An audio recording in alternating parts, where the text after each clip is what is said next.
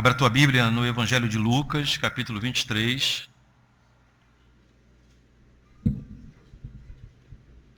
Lucas 23. Vamos ler o finalzinho do 39 ao 43 de Lucas 23.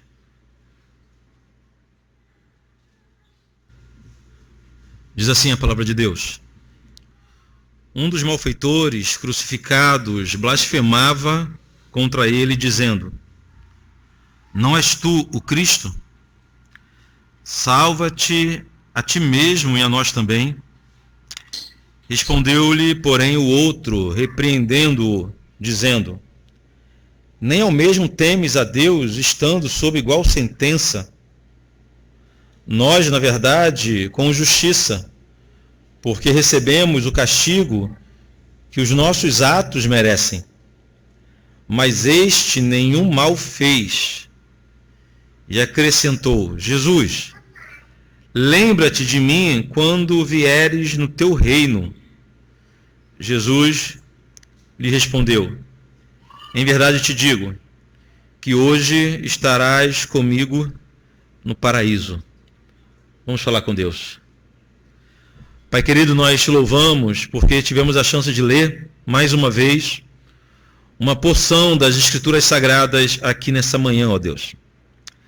Clamamos pela atuação poderosa do Espírito Santo para que nós consigamos entender a tua vontade revelada nas Sagradas Escrituras. Que o Espírito Santo trabalhe em minha vida e na vida dos meus irmãos, para a glória de Deus, em o nome de Jesus. Amém. Acabamos de ler o pequeno trecho do Evangelho de Lucas, um trecho muito curto, porém poderosamente revelador. É a história de dois homens que foram crucificados com Jesus. Dois homens, possivelmente, que tiveram a mesma história de vida, a mesma falha no caráter. Dois homens que cometeram crimes com a mesma gravidade e por isso eles receberam a mesma pena. Estavam na mesma hora, no mesmo dia, sendo erguidos, tendo seus corpos erguidos no madeiro maldito, no Monte do Calvário, do lado de fora de Jerusalém. Enfim, resumindo, dois homens com história de vida muito parecida, muito idêntica. Talvez eles nem se conhecessem, mas a história dos dois eram idênticas. Possivelmente se encontraram na cruz pela primeira vez, mas a história dos dois eram idênticas. Mas as semelhanças dos dois terminaram na cruz do Calvário. Na antessala da morte, cada um seguiu um caminho oposto do outro. A história dos dois se diferencia minutos antes da morte. E o que aconteceu com os dois, essa separação dos dois, minutos antes de fecharem os olhos nesse mundo, ecoou na eternidade. Vamos entender o que estava acontecendo aqui. O cenário era um cenário de horror. Três homens, dentre eles Jesus, sendo crucificados do lado de fora da cidade. Eu não imagino que é uma cena de crucificação. A gente vê pelos filmes, pelo cinema. Mas nós não imaginamos de fato como era a crucificação. O que nós sabemos que era algo horrível. Uma execução pública, de forma extremamente dolorosa. Qualquer execução deve ser terrível de ser assistido. Mas esse cenário é agravado com a presença de uma multidão que via na execução pública um espetáculo. Imaginem isso. Famílias saíam de casa para um programa de sexta-feira à tarde. E qual era o programa de sexta-feira à tarde? Ver homens criminosos agonizando numa cruz. Assistir um espetáculo horrível de uma execução pública. A humanidade é capaz de maldades que nós nem imaginamos. A história conta que no primeiro século, por exemplo, enquanto os nossos irmãos morriam sendo devorados no Coliseu, numa arena, as famílias utilizavam aquilo como espetáculo para que todos assistissem. As famílias romanas adoravam aquilo. Há uma maldade impregnada no homem que só Deus, para ter misericórdia de nós, para que nós não sejamos tão maldosos como podemos ser. O exemplo é essa cena. Não estavam apenas os criminosos e Jesus e os executores, os carrascos, além dos que seriam crucificados, além dos soldados carrascos, havia uma multidão que via naquilo um motivo de alegria, de contentamento. Porém, de toda essa cena, irmãos, vamos dedicar atenção especial a esses dois homens que estavam sendo crucificados ao lado de Jesus. Em primeiro lugar, quem eram eles? O versículo 39 chama os homens de malfeitores, mas chamá-los de malfeitores pode nos passar uma ideia errada. O que é um malfeitor? Pra gente, o que é um malfeitor? Se você procurar no dicionário o que é um malfeitor é apenas um arruaceiro. Aquela pessoa que comete alguns delitos pequenos. No nosso dicionário, isso é um malfeitor. Mas tem um problema. Não se crucificava arruaceiros. Não se crucificava pessoas que cometiam pequenos delitos. Não. A cruz, ou a morte de cruz, era reservado somente aos piores criminosos.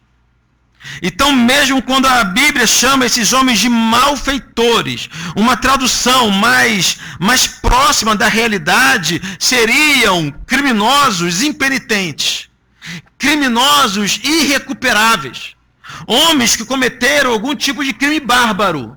Eram esses que estavam sendo crucificados junto com Jesus. A pena de morte era reservada somente a criminosos terríveis, mas a pena de cruz, a morte de cruz, era reservada aos piores criminosos. O criminoso, o homem, era pendurado em uma cruz, o seu corpo era erguido, envergonhado, normalmente nu, para aumentar a sua vergonha. E um carrasco, um soldado, simplesmente lhe abria uma ferida do lado para que ele morresse lentamente, aos poucos. Aquela ferida aberta e o sangue descendo. A morte de um homem na cruz poderia durar dias. Imagina o que é dias. Com pregos nas mãos, com pregos nos pés. No caso de Jesus, uma coroa de espinho ainda. Sangue jorrando do seu lado. E morrendo aos poucos. Agonizando numa cruz. A ideia era que, por exemplo, os abutres começassem a se alimentar do corpo antes mesmo de sua morte. Antes que o homem, que a pessoa estivesse completamente morta, ainda estava semi-morto, digamos assim. E os abutres já se alimentavam. Há uma cena, se eu não me engano, do filme Paixão de Cristo, que um desses ladrões, claro que aquela cena não é real, mas apenas demonstra o que era uma crucificação e qual era a intenção do ladrão crucificar, do crucificado ficar na cruz dias. Um desses ladrões, ele é picado no olho por um corvo. Lembra dessa cena? Imagina isso. Não tem nem como imaginar. A ideia da morte de cruz não é apenas matar com dignidade. A ideia da morte de cruz é oferecer a pior morte possível para um criminoso. Então não. Esses homens não eram simplesmente arruaceiros. Malfeitor aqui não significa apenas arruaceiros. Significa criminosos irrecuperáveis. Aqui no versículo 39... diz que nesse momento, nessa situação, mesmo nesse contexto, um dos malfeitores blasfemava contra Jesus. Porém, irmão, segundo o que escreveu Marcos, sabemos que os evangelistas têm, às vezes, narrativas diferentes, não contraditórias, mas que se completam a respeito de um mesmo momento. Lá no Evangelho de Marcos, no capítulo 15, diz que os dois malfeitores inicialmente zombavam de Jesus. Lucas nos conta que em determinado momento apenas um dos ladrões zombavam de Jesus. Mas olha o que diz Marcos capítulo 15, versículo 31. Eu vou ler para os irmãos. De igual modo, os principais sacerdotes e escribas, escarnecendo entre si, diziam: salvou os outros e a si mesmo não pode salvar-se? Desça agora da cruz, ó Cristo, ó Rei de Israel, para que vejamos e creiamos também os que com ele, para que vejamos e creiamos. Olha o que diz o texto. Também os que com ele foram crucificados o insultavam. Ou seja, inicialmente, os dois criminosos zombavam de Jesus. Até nisso, a vida deles eram semelhantes. Até no momento que estavam em cima, expostos na cruz, os dois, de igual modo, zombavam de Jesus. Nem mesmo a certeza da execução tinha o poder de mudar a disposição do coração daqueles homens. Nem mesmo estar diante da morte mudou o coração deles. Veja bem, tem gente que acha que o homem é capaz de ser transformado se ele for exposto a algum tipo de trauma. Tem gente até que sofre alguma mudança de vida quando se vê diante da morte, quando volta de alguma situação de quase morte. Mas esses dois homens não. Eles estavam crucificados, sabiam que iam morrer em questão de pouco tempo. Porém, nem na antessala da morte, o coração daqueles homens foi transformado.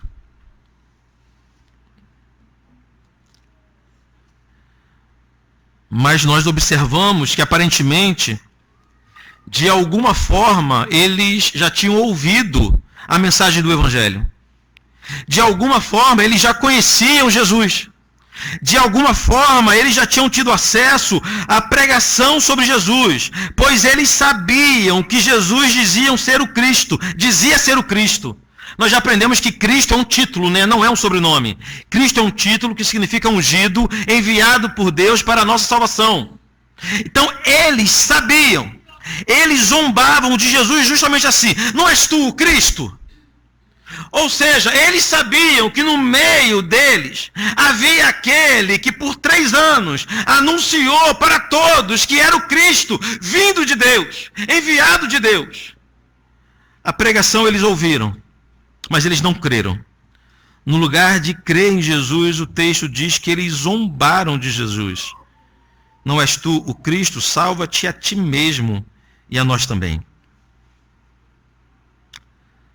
Mas, queridos, no meio daquela cena terrível, no lugar mais improvável, ou no momento mais improvável da história, algo começou a acontecer no coração de um dos condenados. Ao versículo 40, o que diz: respondendo-lhe, porém, o outro, repreendeu-o, dizendo: nem ao mesmo temes a Deus, estando sob igual sentença? O que está acontecendo aqui? Eu já disse que o cenário era desolador. O cheiro de morte dominava o ambiente, sem a menor possibilidade de escape. A única certeza que aqueles homens tinham era que estavam em seus últimos instantes de vida. Mas, irmãos, no meio daquele inferno na terra, algo começou a acontecer no coração e na mente de um dos condenados. Seu coração foi tocado. Observamos que caíram as escamas dos seus olhos. Então ele pôde perceber que aquele homem no meio deles, que até então ele zombava, ele percebeu de uma hora para outra, ele percebeu que aquele ali não era um homem comum, mas era Deus que estava na terra. Ele percebeu isso. Nem ao menos temes a Deus, estando em igual sentença. Ele reconheceu, irmãos, que Jesus é Deus E quando ele reconheceu que Jesus é Deus, sentiu temor no coração. Esse processo de enxergar quem é Jesus, esse processo de reconhecer Deus, esse processo de temer o Senhor, a Bíblia chama de conversão. Era a conversão que estava acontecendo.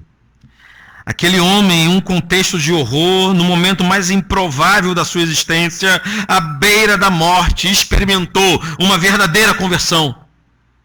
Mas, irmãos, não há conversão sem um profundo senso de pecado. A primeira evidência de uma verdadeira conversão, eu cito isso sempre aqui, é o reconhecimento do pecado. E foi exatamente isso que aconteceu. Olha o versículo 41. Nós, na verdade, com justiça. O que ele está querendo dizer? Nós estamos recebendo a justa paga pelos nossos atos. Tudo que nós fizemos em nossa vida, o que nós merecemos, é essa cruz. Preste atenção. De que forma o pecador pode chegar à conclusão de que o que ele precisa, de que o que ele merece é a condenação eterna? Somente através de uma obra poderosa do Espírito Santo, alguém pode ter consciência do pecado e reconhecer que o que merece é a morte. Só o Espírito Santo pode fazer isso. E o Espírito Santo estava trabalhando naquele momento de horror. No local mais improvável da história, o Espírito Santo estava agindo. No cenário mais terrível da humanidade, o Espírito Santo estava agindo, convertendo o coração.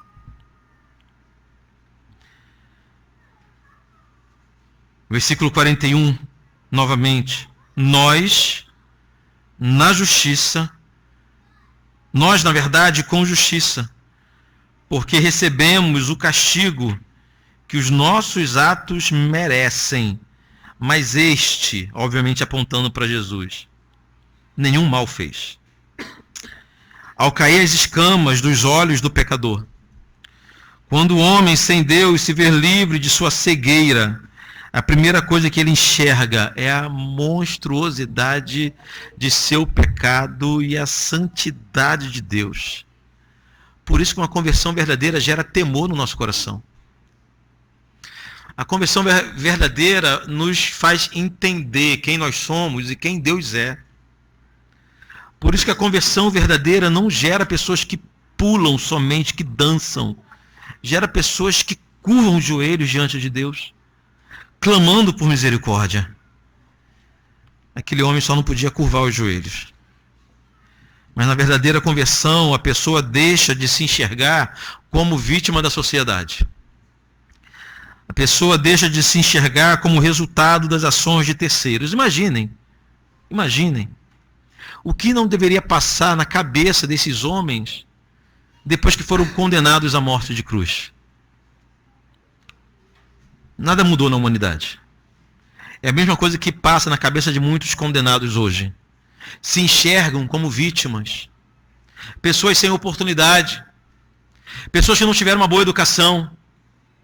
É muito comum encontrarmos criminosos que culpam os pais, e às vezes os pais falharam mesmo. Às vezes a criação realmente foi falha. Às vezes o lar realmente foi um lugar terrível. Às vezes a sociedade, o bairro onde ele viveu realmente foi terrível. Mas nada disso justifica um mau ato, um crime cometido por nenhum de nós.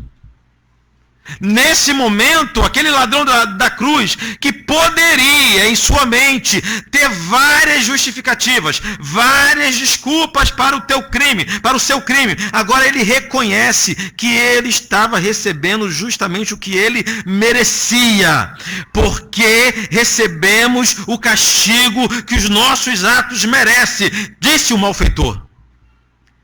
Ninguém chega a essa conclusão sem uma verdadeira conversão. O constrangimento pelos pecados, sentir-se envergonhado pelos pecados, são marcas do verdadeiro arrependimento. E era isso que estava acontecendo na cruz do Calvário, em um dos lados de Jesus. O pastor Hernandes Dias Lopes, ele observando, comentando sobre esse momento, Ele disse que aquele homem começou falando impropérios a Jesus, porém terminou quebrantado, arrependido ao lado de Jesus. Aquele processo de conversão verdadeira terminou com uma oração fervorosa, não é verdade? A gente pensa que orações fervorosas é aquele outro tipo de oração, né? São mais barulhentas, são mais eloquentes. Mas oração fervorosa é aquele clamor sincero que sai do coração de uma pessoa desesperada. Olha o versículo 42, a oração dele, acrescentou: Jesus, lembra-te de mim quando vieres no teu reino. A compreensão daquele homem era que o Messias voltaria para estabelecer o reino aqui na terra. Essa era a compreensão dele. Ele, tendo uma compreensão equivocada ou não, o que nós observamos é que ele deixou de se preocupar com sua vida terrena. Ele deixou de se preocupar com a cruz. A morte, olha isso, irmãos. A morte deixou de ser o seu grande problema. Deixou de ser problema a morte, ele passou a se importar de verdade, e tão somente com a vida eterna. Foi nesse momento que ele fez essa oração, que é uma verdadeira demonstração de confiança em Jesus. Ele não apenas entendeu que Jesus é Deus, mas ele entendeu que Jesus é o único Salvador. Ninguém mais poderia salvá-lo e nada mais poderia salvá-lo em seus últimos instantes de vida, senão Jesus, ou tão somente Jesus. Nem as autoridades, nem os religiosos, nem seus amigos, ninguém poderia fazer nada para lhe garantir a salvação. Mas também, queridos, nenhum ritual religioso, nem boas obras poderiam lhe garantir a salvação. Se ele dependesse de boas obras para ser salvo, ele estaria perdido. Nem tempo teria para boas obras. Se ele dependesse de seu histórico para ser salvo, ele estaria perdido. Já pensou nisso? Mas ele percebeu que sua salvação dependia unicamente de Jesus. Ele percebeu que sua salvação não dependia de mais nada, nem ninguém. Ele percebeu que a única pessoa ao qual ele poderia clamar, a única pessoa que poderia lhe resolver aquela questão da eternidade, a única pessoa que poderia lhe arrancar do inferno e lhe conduzir para o lado do Pai, era Jesus.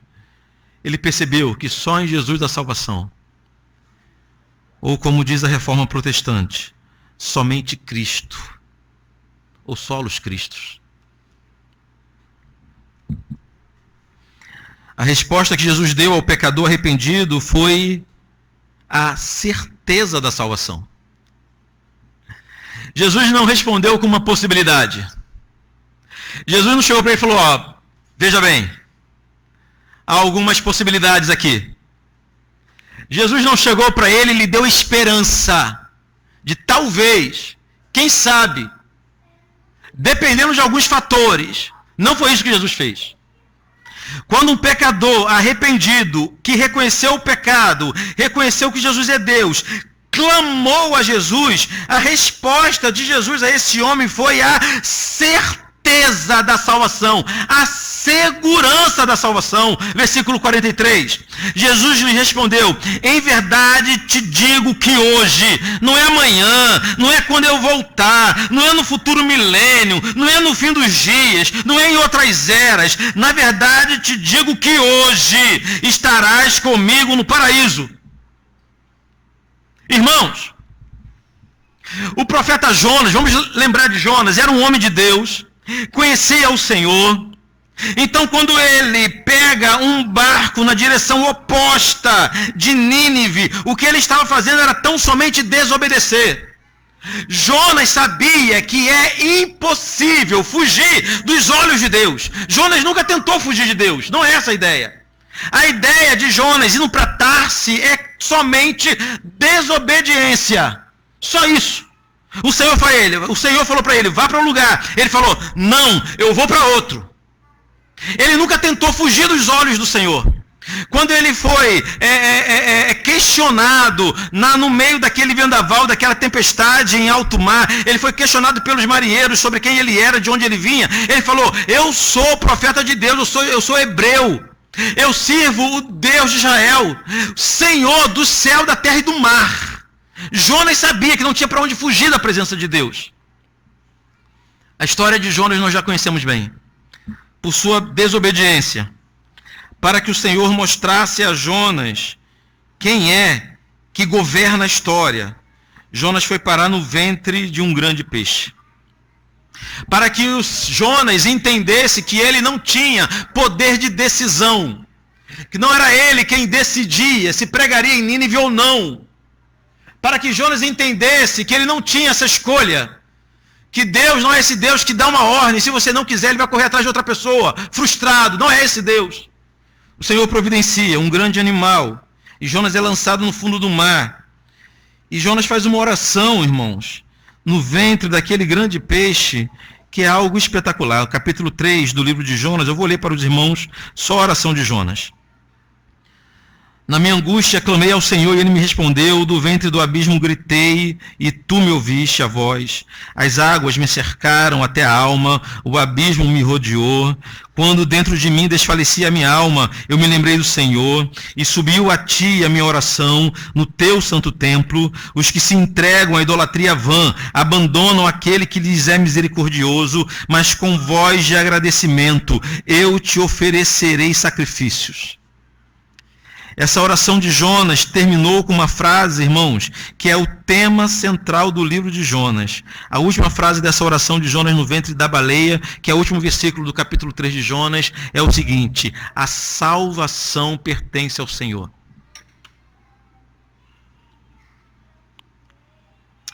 O profeta foi lançado no meio de um mar bravo. Ninguém poderia lhe ajudar.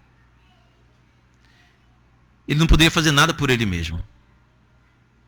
Ele não tinha direito de escolha. Enquanto afundava no meio do mar, ele não tinha livre-arbítrio, ele não tinha poder de decisão. O Senhor o livrou. Aí Jonas chega a essa conclusão. Jonas teve que passar por um processo assustador e doloroso para entender algo que nós também temos dificuldade de entender, mas que, voltando a Lucas, o ladrão arrependido da cruz entendeu rapidamente que só no Senhor, só em Jesus, ou só em Jesus há salvação. O ladrão da cruz levou alguns segundos para entender aquilo que Jonas levou um processo inteiro. Para entender aquilo que alguns de nós levam a vida inteira para entender, que ao Senhor, ou somente a Jesus pertence a salvação. O único que tem autoridade, ou o único que tinha autoridade para definir quem entra e quem não entra em seu reino, disse para um criminoso condenado, mas arrependido: hoje mesmo você estará comigo. Se ele tivesse buscado em outro lugar, nunca receberia essa resposta. Se ele tivesse tentado encontrar a salvação em outro meio, ele jamais receberia essa resposta. Então, irmãos, quando um pecador arrependido clamou por salvação para o único que tem em suas mãos o poder para salvar, a resposta que ele obteve foi consoladora, sobretudo para quem estava a um passo da morte. Imaginem agora o que é ouvir, o que foi ouvir isso. O que foi ouvir isso? Um dia que começa desesperador. Uma cena de terror que vai se agravando com o passar dos minutos. E tudo vai ficando mais horrível de ser visto, quanto mais de ser experimentado, vivenciado. Mas no final do dia, houve uma promessa de Jesus. Olha só, hoje eu vou entrar no paraíso de mãos dadas contigo.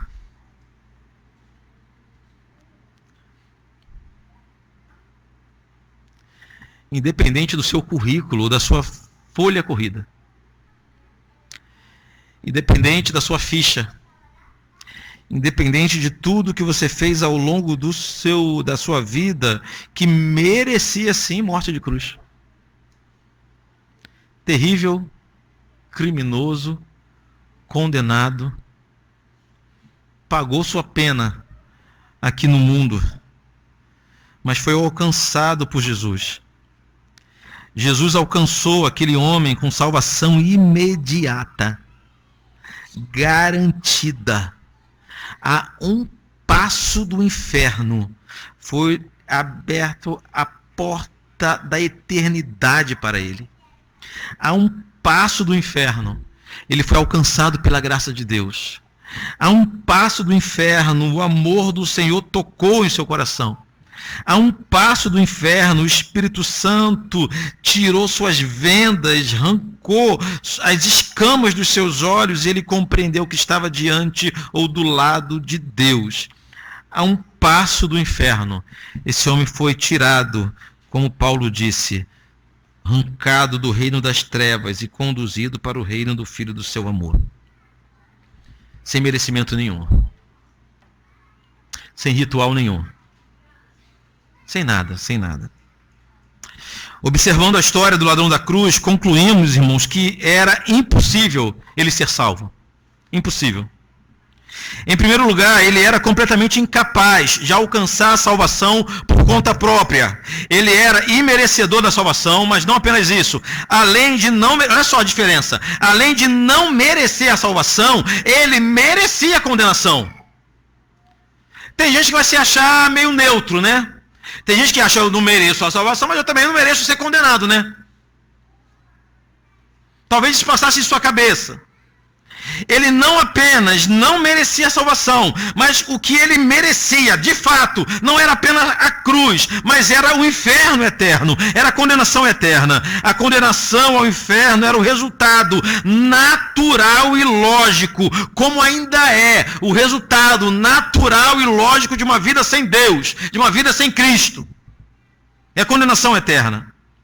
Em segundo lugar, ele viveu em estado profundo de cegueira e surdez para as coisas de Deus. Ou seja, era impossível para ele ser salvo porque ele era cego e ele era surdo para as coisas de Deus. Muito provavelmente, ele já tinha ouvido a pregação do Evangelho de Jesus, mas não se importou, não acreditou. Além de não ter dado crédito à pregação de Jesus, ele zombou de Jesus quando teve oportunidade.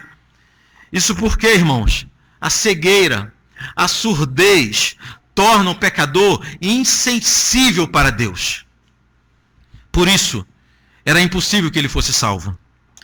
Em terceiro lugar, ele estava em uma condição irremediável, não havia solução para ele, nada lhe livraria da pena de morte, ou da morte eterna. O estado de morte, queridos, é um estado estabelecido. Em alguns instantes, ele fecharia os olhos aqui nessa terra e abriria no inferno. Nenhuma força do mundo seria capaz de mudar essa realidade.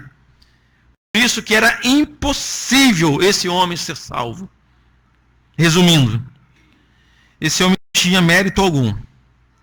Estava cego e surdo para o Evangelho. E já se encontrava em um estado irremediável de morte. Da mesma forma que um cego não pode se dar a visão. Da mesma forma que um morto não pode se ressuscitar. Da mesma forma que um pecador perdido também não pode se achar. Quem está morto em seus pecados não pode se salvar. Essa era a condição do ladrão da cruz. Como também era a condição de todos nós. Você se lembra disso? Todos nós.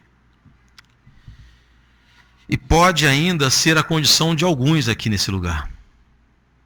Cego, surdo, insensível, morto para as coisas de Deus. É esse estado de morte que incapacita a pessoa de reconhecer seus pecados, de temer a Deus e de clamar por salvação. Mas, irmãos, como os homens são incapazes de se salvarem, como nós somos incapazes de nos salvar, Jesus salva. Ou só Jesus salva. É Ele que faz toda a obra. Ele quem cumpre todas as exigências diante de Deus. É Ele que nos alcançou com sua graça irresistível. Mesmo nós sendo pecadores, Ele nos atraiu com laços de amor, foi Ele quem nos convenceu de nossos pecados, foi Ele quem nos transformou o coração, foi Ele quem nos regenerou, foi Ele quem nos purificou de nossas iniquidades, nos lavando em seu sangue, foi Ele quem nos amou primeiro, foi Ele que nos reconciliou com Deus, e é Ele quem nos garante a salvação. Tudo é Ele, toda a obra da salvação pertence ao Senhor, ou como disse Jonas, a salvação pertence ao Senhor, ou como dizem os reformadores, solos Cristos, somente Jesus. A reforma protestante ocorreu numa época em que se acreditava que a salvação era obtida por outras formas. A reforma aconteceu numa época em que nossos irmãos, os cristãos, acreditavam que para ser salvo, a pessoa em primeiro lugar tinha que praticar boas obras, tinha que fazer boas ações. Para ser salvos, a pessoa tinha que cumprir os rituais da religiosidade, começando pelo batismo. O batismo salvava, a falta do batismo condenava a pessoa. Mas essa mentalidade da igreja medieval foi piorando e piorando, e chegou ao ponto de acreditarem que a salvação poderia ser obtida através de dinheiro, através de oferta financeira. Qual é a questão aqui? A igreja acreditava na existência de um lugar intermediário chamado purgatório. O lugar intermediário em que os pecadores que não eram salvos direto, só era salvo direto os santos da igreja. Os papas passavam direto. Entravam direto sem passar pela alfândega. Ia direto. Já os meros mortais ia para o purgatório, que era um prelúdio do inferno, um lugar de tormento. Para ter os pecados expurgados. Para pagar pelos próprios pecados. Cada um pagava pelo seu pecado. Com seu próprio sofrimento. O tempo que fosse necessário. Para depois entrar na eternidade celestial. A igreja desenvolveu a ideia de que o Papa tinha o poder de perdoar pecados de quem estava vivo, isso nós já vimos hoje na escola dominical, mas também de quem já tinha morrido. O Papa tinha esse poder, as chamadas indulgências, que quer dizer perdão. O Papa tinha o poder de perdoar pecados, seja o pecado que fosse. E ele fazia isso com os vivos e também com os mortos. Agora pense comigo. A pessoa sabendo que um ente querido dela, um parente, um amigo, alguém que ela gosta muito, estava sofrendo no purgatório, e você tem a chance de resolver isso com R$100, quem não ia resolver? Rapaz, molezinha, não é tão difícil, né? R$100, 100. Não, 500, não, 500 vale ainda. Um barão, a gente já dá um jeito, não tem não, mas a gente... Não, eu não tenho, não sei se você tem um barão aí, de repente você tem... R$1.000 no bolso, compra na hora a salvação sua e dos outros também. Era uma cena de horror, porque o que a igreja fazia era se aproveitar do desespero das pessoas. A Idade Média foi um período em que uma das características dos homens era a morte. Havia um profundo pavor, medo da morte, medo da eternidade. Aí vem alguém e dá a oportunidade de você resolver esse medo teu e de quem você ama com oferta financeira.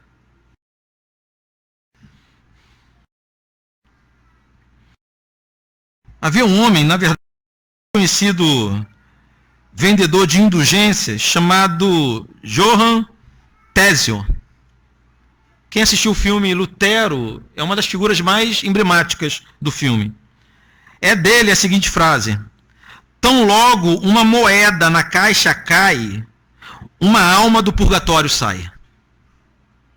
Era o que ele ensinava.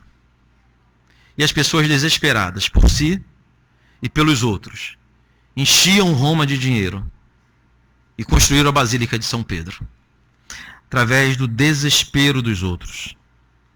Em resumo, irmãos, acreditava-se que as boas obras definiam a salvação, acreditava-se que os santos da igreja intercediam pela salvação, acreditava-se que as orações pelos mortos poderiam ajudar na salvação, e acreditava-se que dinheiro poderia garantir a salvação, mas foi nesse ponto que a reforma protestante foi taxativa.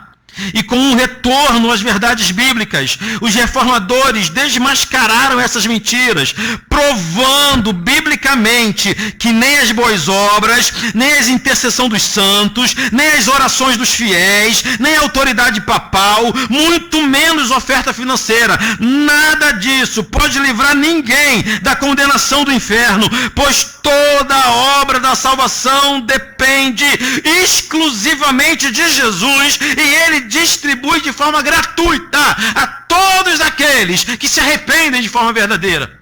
Somente isso. O que eu preciso? Se arrepender de verdade dos pecados.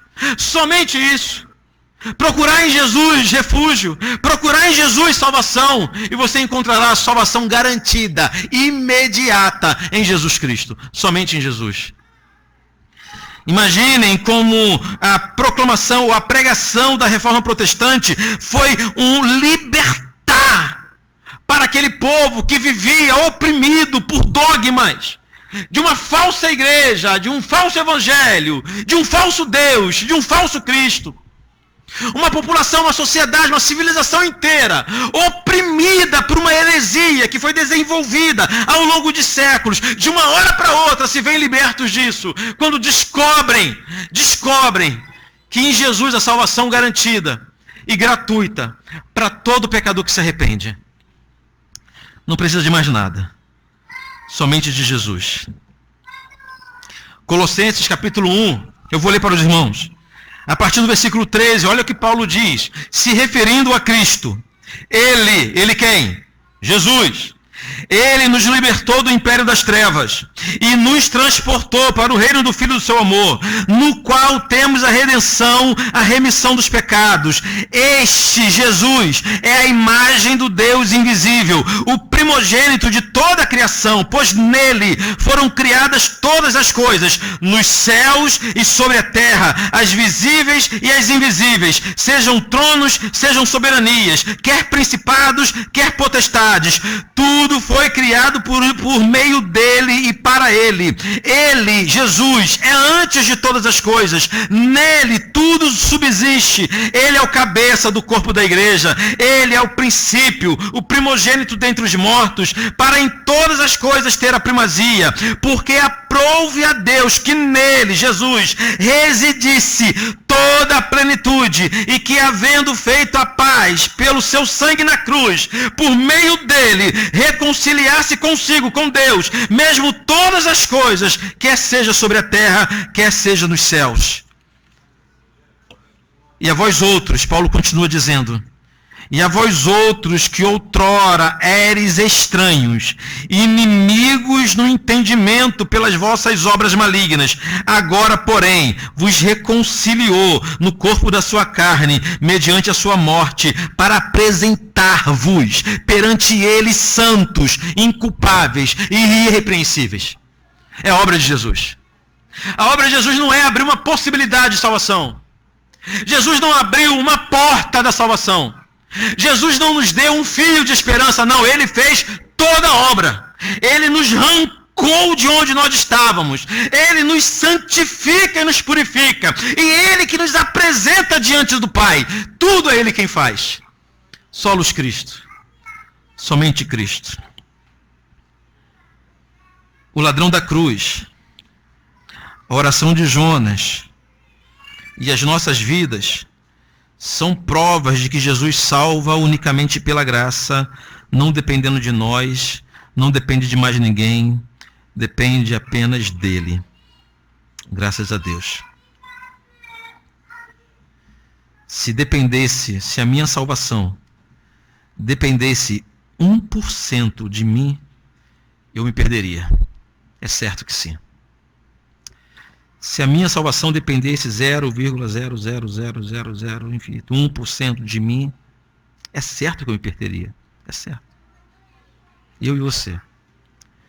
mas depende apenas de Jesus. Eu quero terminar com algumas aplicações. Primeiro, irmãos, abandonemos de vez a ideia de fazer por onde ser salvo. Isso não existe. Isso não existe.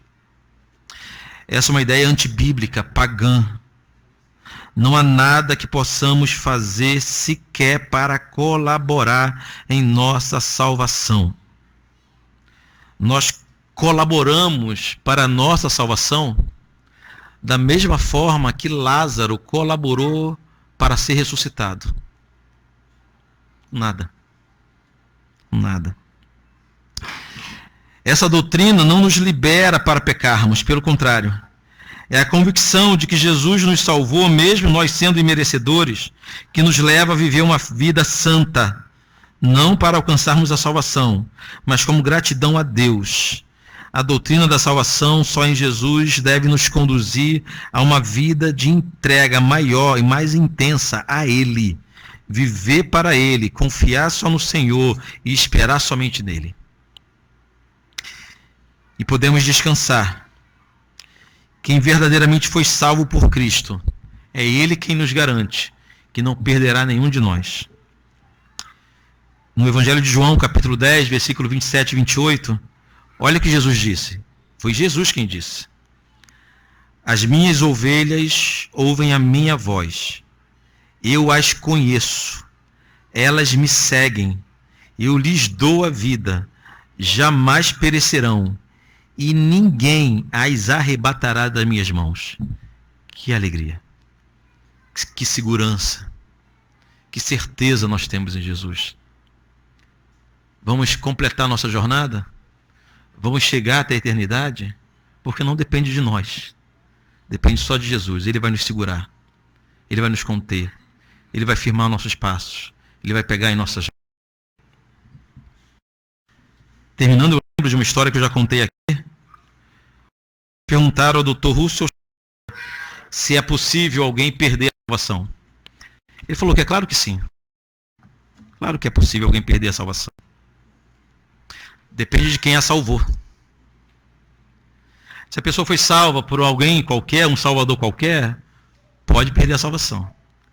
Agora, se foi salva por Cristo, é impossível ele perder um só daqueles que Ele escolheu. Nosso Deus não estará frustrado no céu. Tem gente que pensa em Deus assim, né? Que vai chegar na eternidade e Deus vai olhar assim, poxa vida, botava tanta fé no Léo. Rapaz, eu escolhi ele, mas ele não me escolheu. Aí Deus está lá frustrado na eternidade. Isaías disse que ao ver o fruto do seu penoso trabalho, ele ficará satisfeito. Cristo não perderá ninguém, nenhum daqueles que o Pai o entregou. É isso que significa solos Christus, ou somente Cristo, que é um dos grandes lemas da Reforma Protestante que nós lembramos hoje. Vamos fazer uma oração de agradecimento a Deus, antes de cantarmos o último hino. O pessoal do louvor vem. Vamos fazer essa oração, mas uma oração de agradecimento. Lembrando quem nós éramos e de onde Ele nos tirou, unicamente por sua maravilhosa graça.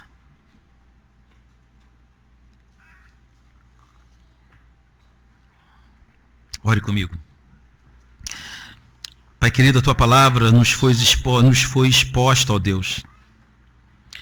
Nos lembrando, Pai, que nós éramos merecedores da cruz, merecedores da morte, pior que isso, da condenação do inferno, quando o Senhor nos arrancou de nosso estado de pecado, nos arrancou de nossa sepultura e nos ressuscitou para vivermos para Ti. Nenhum de nós estaremos aqui, Pai, sem essa ação poderosa do Espírito Santo. Muito obrigado por Tua graça. Pai amado, que essa palavra sirva para reacender a certeza da salvação no coração de cada um dos meus irmãos. Que caminhemos com confiança na certeza de que o Senhor nos sustém. Mas que essa certeza jamais nos faça nos inclinar para o pecado, pelo contrário. Que essa certeza da salvação nos conduza a uma vida santa, uma vida que agrada ao Senhor. Em nome do Senhor Jesus. Amém. Se os problemas parecem não ter solução, quando as mágoas inundam o teu coração, há alguém que atende a tua oração. Jesus Cristo, Mestre, Senhor, Ele é o dono da chuva, do sol e do ar, é Senhor da alegria, da dor, do chorar. Ele é o dono dos montes, do céu e do mar, é Senhor das crianças, das preces, dos hinos. Ele é meu e também teu Senhor.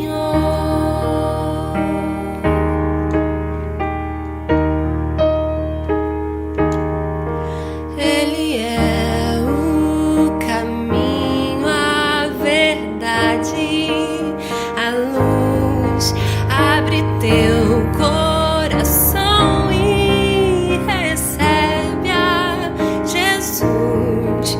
Tua vida é Cristo que agora conduz, pois é Ele teu Mestre, Senhor. Ele é o dono da chuva, do sol e do ar, é Senhor da alegria, da dor, do chorar. Ele é o dono dos montes, do céu e do mar, é Senhor das crianças, das preces, dos hinos. Ele é meu e também teu Senhor.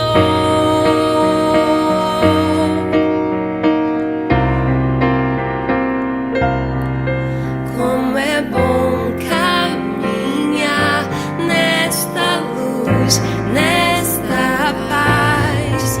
Ele vive pra sempre, Ele me satisfaz. Eu sou dele, a vida que Ele me traz é segura, pois Ele é Senhor. Ele é dono da chuva, do sol e do ar, é Senhor da alegria,